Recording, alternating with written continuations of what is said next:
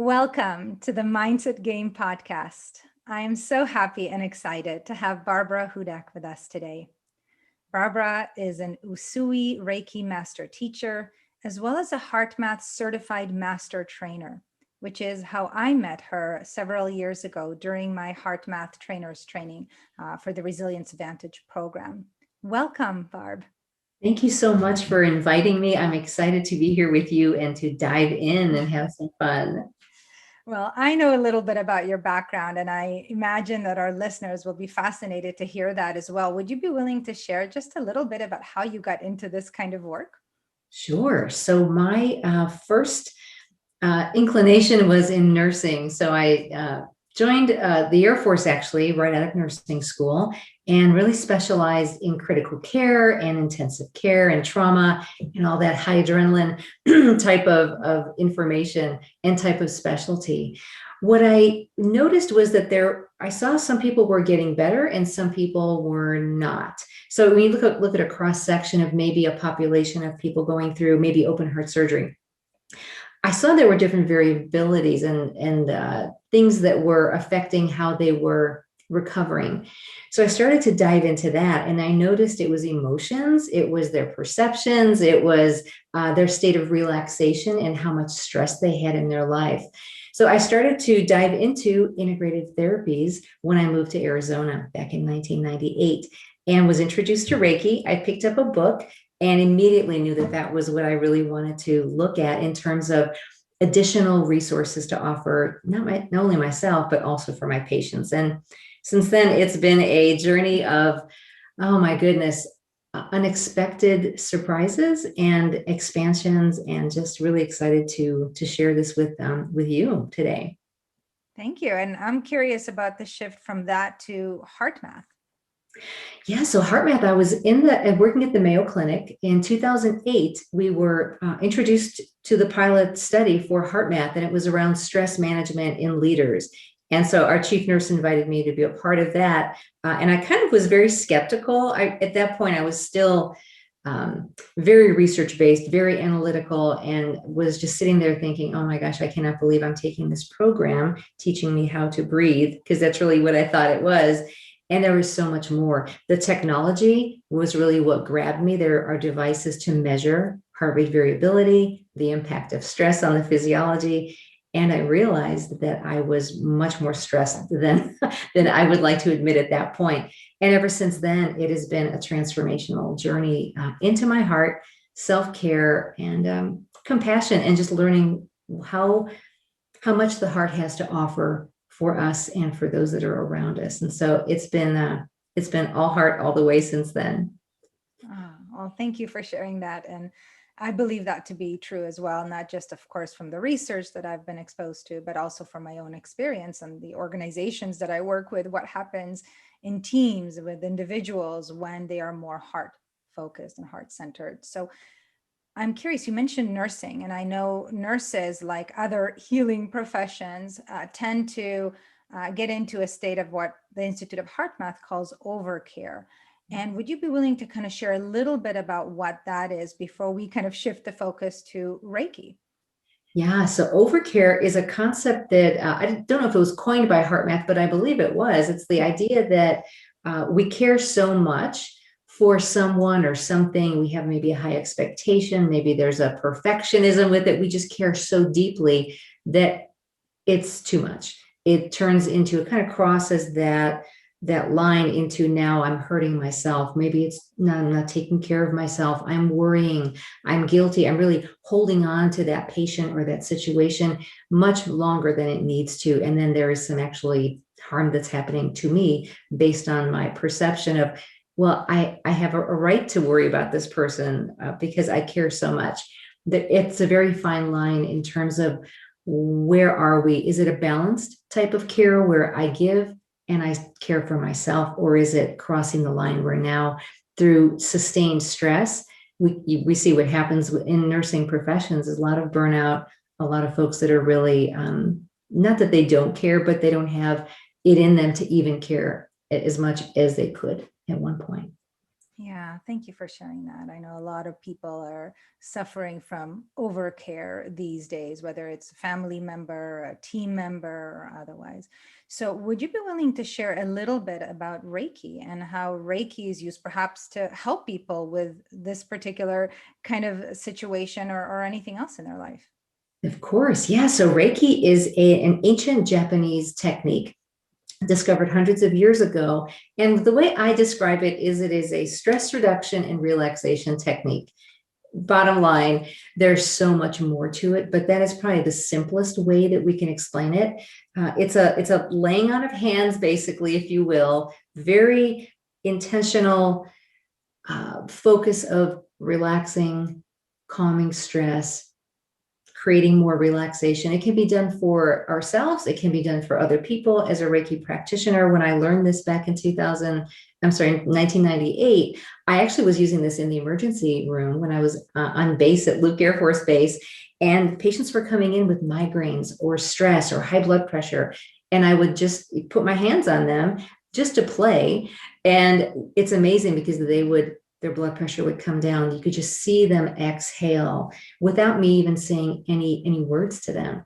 So there's an energetic transfer of that relaxation and that calming. And so that to me was surprising. I think I was still in that skepticism phase, but then I started to see more and more in terms of pain reduction, improved memory for myself, even releasing perfection programs, let's say, giving ourselves that compassionate latitude.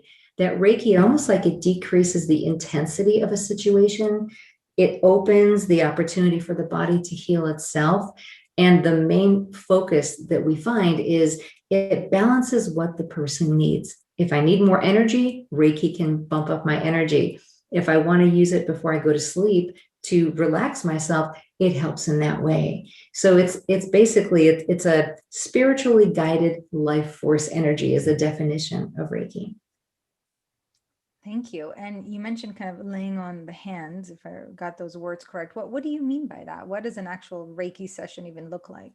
Yeah, so a Reiki session is basically the person is either sitting in a chair or lying on a massage table is what I usually find is most relaxing. Although I've done this in the hospital with intensive care nurses, some of my colleagues that are maybe having a migraine, they're just sitting in a chair calmly, eyes closed, eyes open. It doesn't matter. You don't have to believe whether it works or not. You don't have to know anything about Reiki.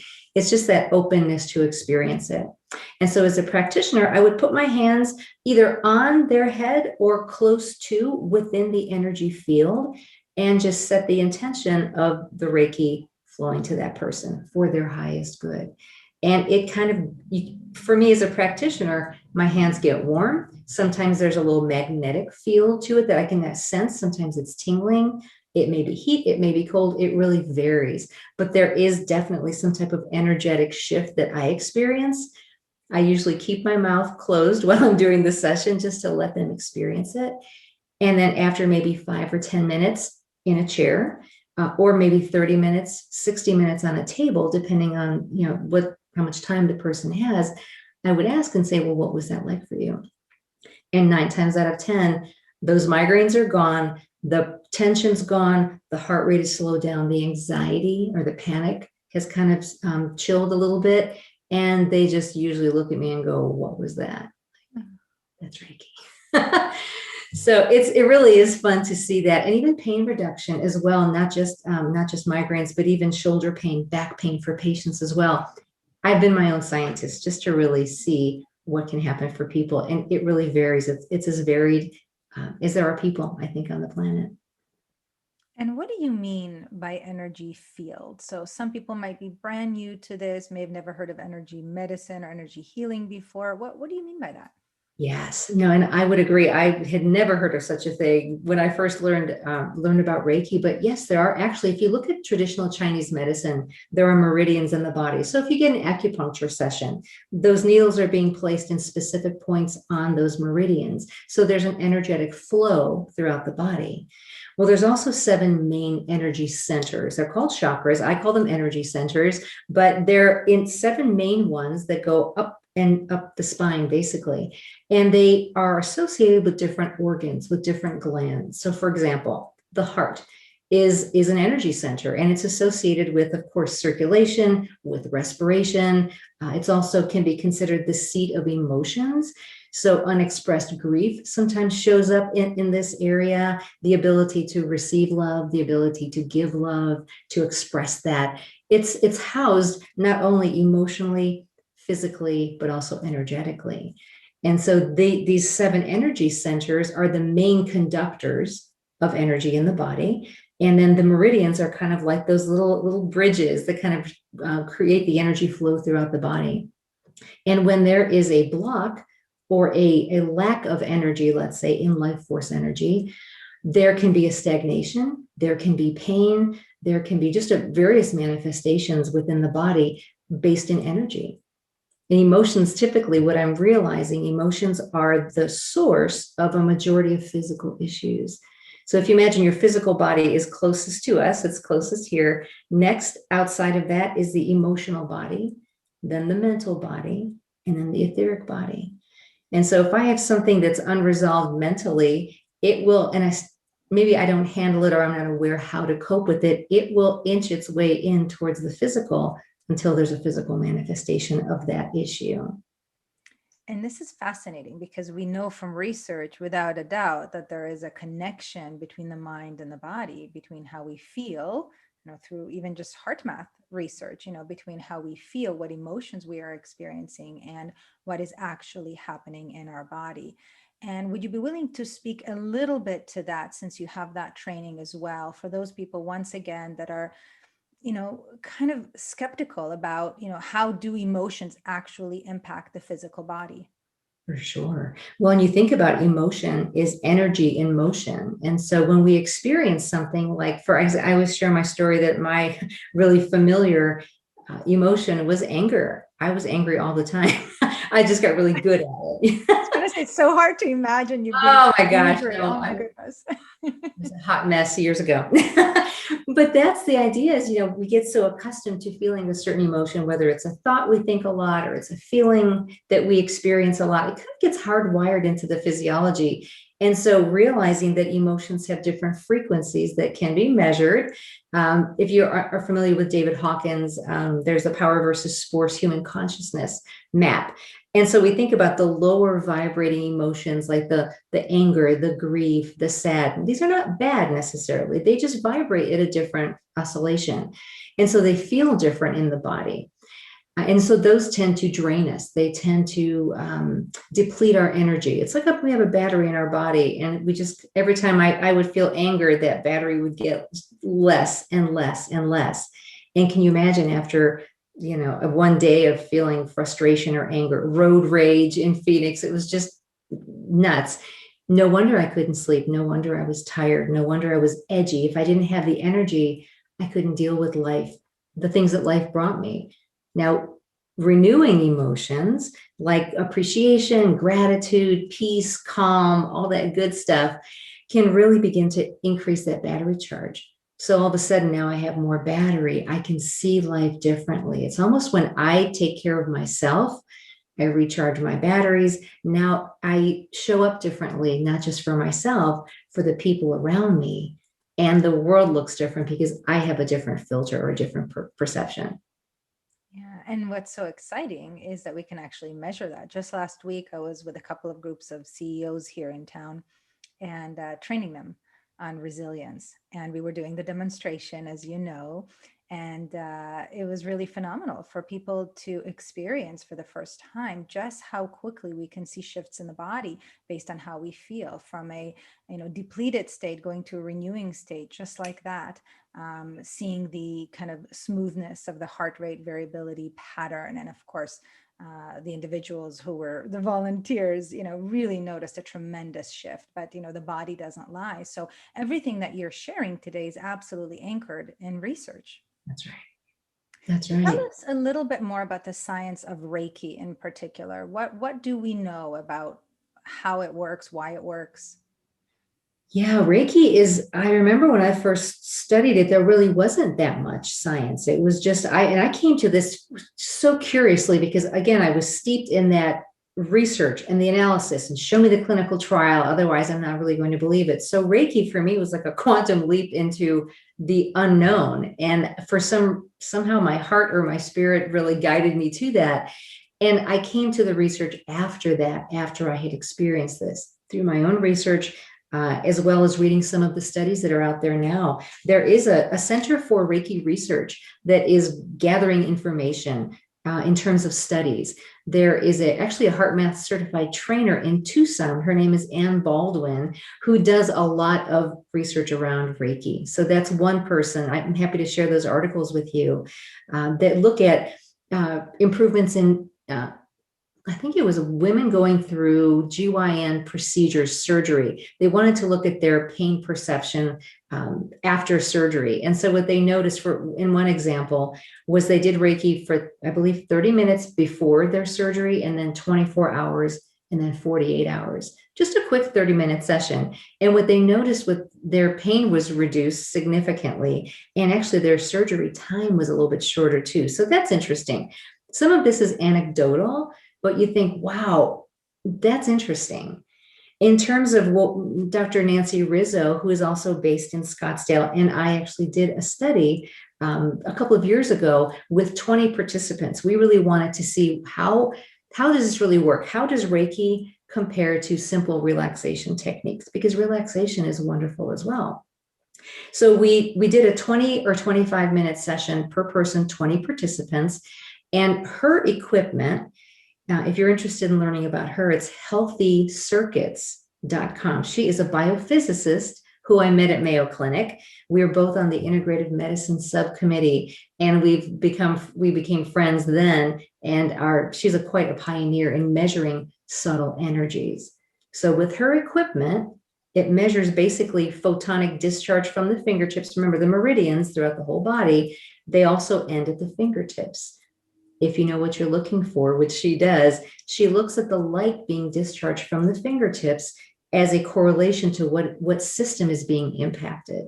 So we did a before and after. Our intention as Reiki practitioners was heart energy for the highest and the best good for that person. For relaxation, it was simply they were just sitting, in a recliner, chilling out and just, doing their own thing. Well, what we found was statistically significant. The systems that really shifted: cardiac, which we would think associated with the heart; respiratory, and this again, statistically significant information. And I believe I know it was for sure, and let me look at my notes here: cardiac, gastrointestinal, hepatic, and renal. So it was the kidneys, the liver, the nervous system, the cardiac, and the lungs were improved. And what that means is they were functioning more optimally after the Reiki session. I remember having lunch with Nancy, and she sent me this information. Of course, it's all like a spreadsheet with, 0.1 blah, blah. She says, "Oh my gosh, did you see the results?" I said, "Well, you sound really excited. So tell me about it." She says, "But did you look at the charts?" I said, "I'm going to need you to tell me what that is." She said, "Barb, this is huge, that we're able to measure now that shift, that the body actually is healing and it's optimizing and the circulation is better. Whatever was already working within the body that was good was optimized, and it came back into a harmonious balance based on the Reiki that we offered." That is so fascinating. And I imagine it's only a matter of time until we bring modalities like Reiki perhaps into the operating room or into the recovery rooms. Yeah, and that, as a matter of fact, it is being used. Mayo Clinic is using it. Cleveland Clinic is using it. I believe even Scottsdale Healthcare or Honor Health, whatever it's called now. These are different hospitals that are already using it. Scripps, different integrative medicine departments are weaving this in for their patient care to optimize their well-being. So you're absolutely right. This is the forefront. Energy medicine is the future of medicine. Wow. So if you're willing, I would love to maybe share maybe a little bit of a guided exercise or something, or even just some tips and tools for people to experience this firsthand? Of course, clearly they can find a Reiki certified practitioner. And by the way, where can they find, of course, you, which we'll send the information as well, but how can people learn more about how to find a certified practitioner to work with? Yeah, so it's interesting because Reiki now with everything happening in the world, we do it online because there is no need for a live session. It certainly does work live, but we can also do the classes and the sessions. I do it for clients around the world, which is kind of fun. But if you want to find somebody in your local area, if you go to reiki.org, should be a list of practitioners there for you. Again, it's amazing how even with our HeartMath programs are now on Zoom, the virtual platform, we do the same thing with our Reiki sessions, and the attunement is also done online. So there is no time space limitation, which is beautiful. Wow, that is really introducing a great deal of opportunity for many people that otherwise might not be able to experience this firsthand. So here's the question for you. Would you be open, if since this is virtual, to do a little mini session on me and for people to see what that might look like? Again, feel free to say no. I don't know what that looks like, but Yeah, no, we definitely can. And I think what it really would do is it'll be a session that's in silence. So we could do maybe 2 or 3 minutes just to see what that experience would be for you. So really, technically, when I'm working with somebody live or on Zoom, I invite them to just, and really for people who are on this call as well, this could go to the people that are listening as well. So what I can do is I can just send some Reiki energy through the field and notice if you experience anything. Eyes open, eyes closed, it doesn't matter. You don't have to believe it. The only thing that I request is an open mind and an open heart to receive that which is that information or that energy that's coming to you, that transmission. so am I hearing, Barb, that you can send this to people who you don't yet consciously know are even listening to this? Is that what I'm hearing? That's right. Wow. That's right. Very similar to our HeartMath practices, right? We look at the collective field and how we just send that energy through some of our practices. It kind of goes out into the quantum field and it just waits there until the person says, I'm pressing the on button, I'm going to take a look, and then it's generated. There's actually a symbol that we use with Reiki for distance healing. So we can go back to our childhood, heal the past. We can go to our future, we can set the intention. And so there really there's no limit with this, which is so beautiful. So thank you. And before we get to that, just because my mind is, overflowing with questions, that collective field, can you share a little bit more about that? Is that the same as the energy field right around our own bodies? Is that different? What does that mean? Well, to me, it's a little bit different. It is really a concept that's so beyond my level of understanding. But other than it is a collective field. If I have an energy field, you have an energy field, and with about 3 feet outside the body, we can measure this magnetic field of the heart. That's proven in science with a magnetometer. And so everybody has their own field. Well, we're also in everything else that's alive, the trees, the birds, the animals, everything that has spirit, that has life force energy. And so there is this collection of energy that we can tap into. When we think about innovation or creativity in business, what do people tap into? I know when I'm really creative and I get that download, I get that intuition, I go, oh, wow, where did this come from? Could it be that I opened up my heart, my mind, my potentiality to receive that information that's in the field? It's quantum physics. I cannot begin to even explain that, but there is this collective connection that we have with people in terms of even science. How does prayer work? They did studies on prayer for people going to open heart surgeries. People didn't know if they were being prayed for or not. What they found was the people that were being prayed for recovered better. They had less pain. That's interesting. Those are those things to plant the seeds and go, what if?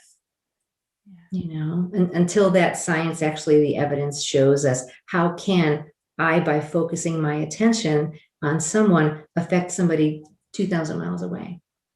Yeah, and the intention there, as you mentioned, is the key. And, is it a higher intention? Yeah. And, I know from research, the researcher that wrote The Power of Eight, my goodness, her name is escaping my mind right now. Lynn McTaggart. And McTaggart, thank you. She did a lot of research similar to what you're describing around sending an intention, imagining people already healed, imagining people already landing their ideal job or whatever it is that they desire, and sending that energy out and seeing pretty dramatic results, not only for the receivers of the energy, but also for the senders of the energy, which is absolutely fascinating. So what that means is, in you giving us this special gift today, you're also giving the gift to yourself. Yes. Absolutely. And the beauty about Reiki is it flows in and then it goes out, but it also fuels me and it heals me as well. So, and I love what you were saying about Lynn McTaggart, that you see that person as whole, as healed. That's absolutely true. When somebody says, I have this and this issue, I don't see that issue. I see it as already the perfection of already being healed. And that anomaly, that pain, that dysfunction is simply an imbalance in the system. If we can get that energy flowing, we can raise the potential of that organ back to its highest vibrational state, which is so exciting that's what's possible. Now, individual results may vary. I always say that this is not a be all end all for everything. There's so many different variations and variables. But what if we hold that space for that person, for you, for I? That really begins to tap into that frequency of possibility. And that's a huge gift.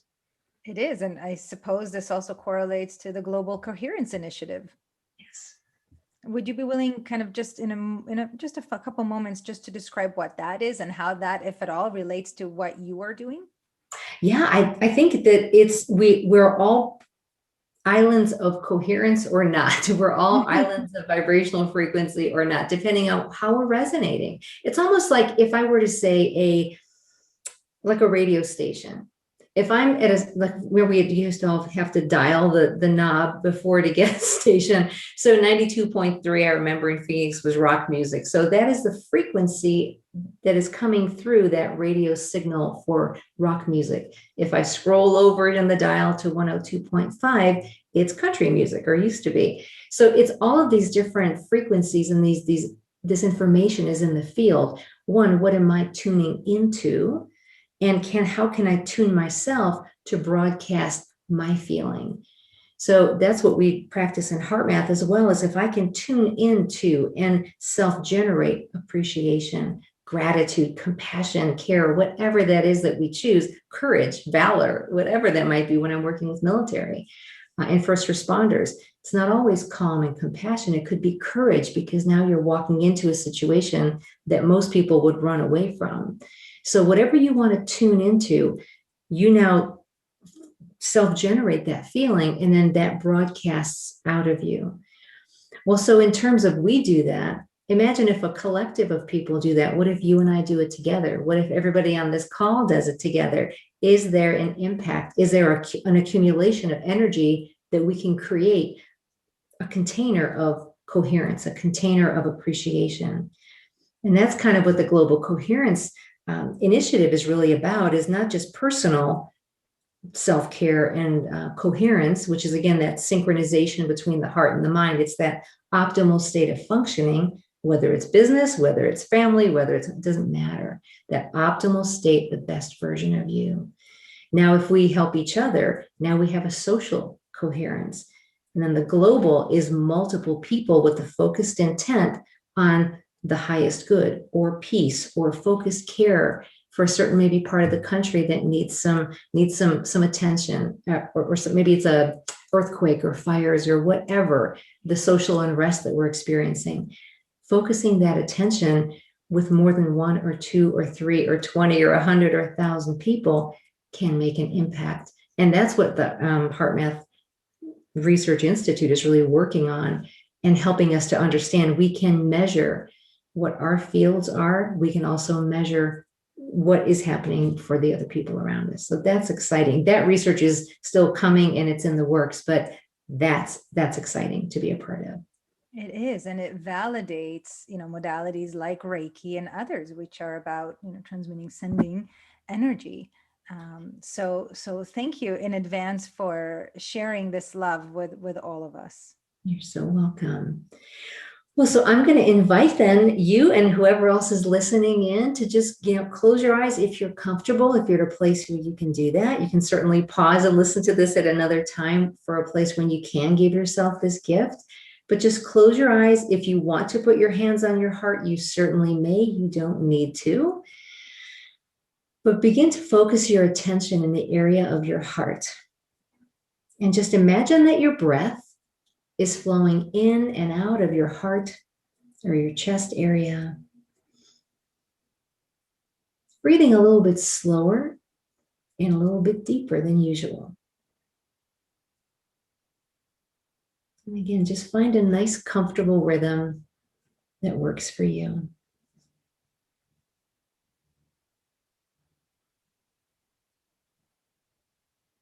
And if at any point your mind interrupts or you get distracted or your to-do list comes to the forefront, just focus your attention back on your heart and back on your breath.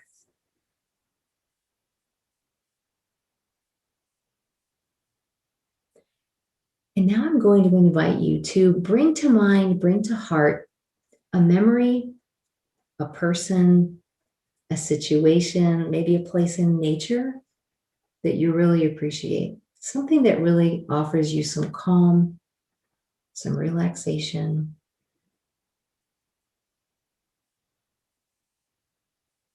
And as you continue to breathe slowly and deeply, focus on that picture and feel what you felt in that moment, whether it's gratitude, fun, joy.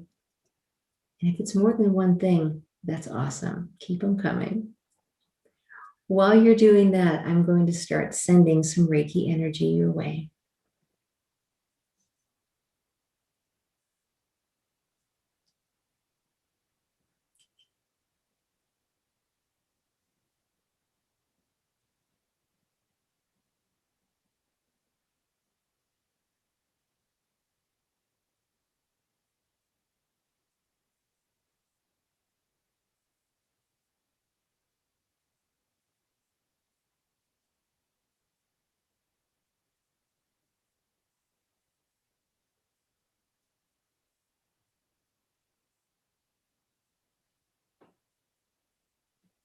And as this energy is being transmitted, receive it with an open heart and open mind. It's almost like you can sense the stress kind of melting away with every breath.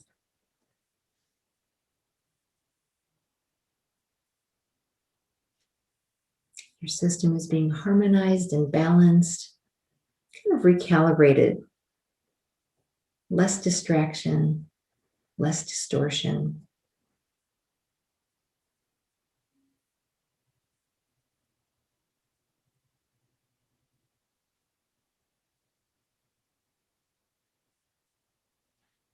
Taking a few more slow, deep breaths.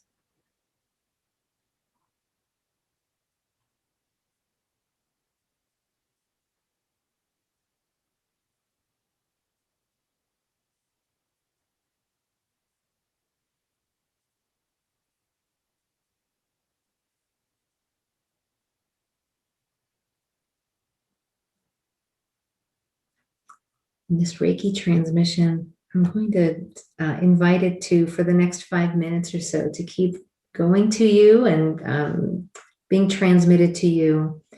And each time you put your hands on your heart and you take those slow, deep breaths, it's like you'll be able to reactivate it at any time that you'd like.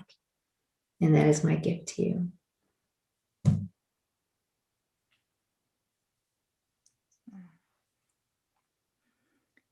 Thank you. I am so grateful that you've given us an opportunity to experience this, to just kind of, slow down a little bit and just go inward.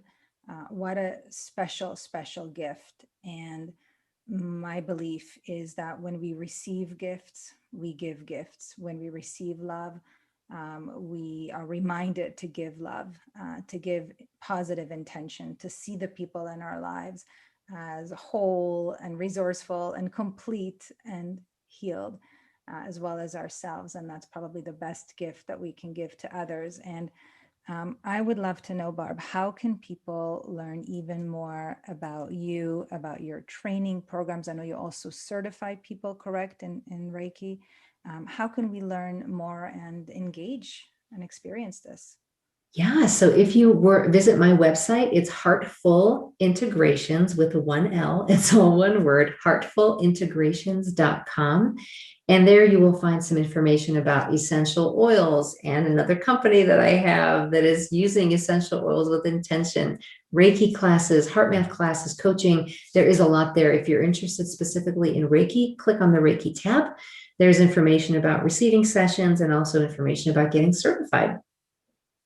Well, thank you so much for your time, Barb. I am so grateful. From the first time that I met you when you were my teacher, I remember thinking, wow, this is somebody who's so authentic, who so deeply cares. I could see that this wasn't a job. This is much bigger than that. And I thank you for all that you have given to me and all that you've given to our listeners today. So welcome, Vera. Thank you so much for inviting me. And there, my feeling for you is the same, just this beautiful heart on being that is you. And so thank you so much for maintaining the connection and for reaching out. And if I can serve in any other way, just let me know. Thank you.